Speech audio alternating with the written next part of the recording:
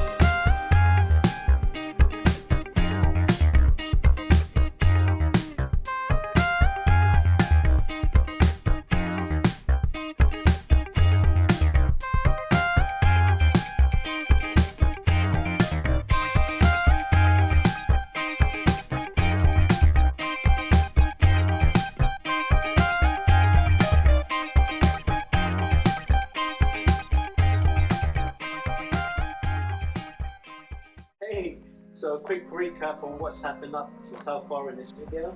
We've completed the inner flitch.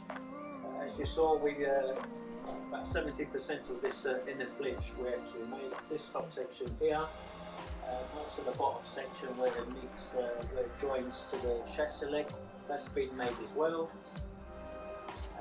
The inner front cross member, that had to be rebuilt because again it was just too far gone to put back, so we actually made one of them. Slant panel was the original one. There was not much wrong with that apart from some panel beads, so that's been connected. It's all squared up, it's where it's meant to be. A pillar has been rebuilt. Top section where they rot around here, water comes down here, tends to gather up in here, and all this section here tends to rot, so all of this section has been rebuilt. Same with the lower section, that's all been rebuilt as well. Again, just nowhere for the water to go once it gets in there, so just constant water traps. So that's been rebuilt. So the roof section has also been repaired and welded in place. So that's all where it's meant to be. We still have to repair the mesh panel and the heater panel that goes into here. That still needs to be repaired. The screen frame has been repaired and ready to go on. As for the rear section, on the other side we managed to get an inner panel, a new one, so we didn't have to do too much work to that. But on this side we had to rebuild it because there was not one available, so most of this has been rebuilt. All this edge has been rebuilt, all this lower section, that's all new. Seals are new, we make the seals, and the inner and outer seals have been made. It's all been spot welded in, so that's all fine. The post, we've had to repair that, it's been welded in. So the rear section here is pretty much done. The roof section is complete, so all the inner frame has been welded in. We just need to go around, tidy up the welds and spot weld in some places, but that's pretty much done. Yeah, so once the rear quarters are done and the screen post is done, and then we can put the roof on. Yeah, that'll be the show complete. So I hope you enjoyed the video. If you did, don't forget to like, share, tag and all that good stuff so we can grow our channel. And yeah, we'll catch you on the next one.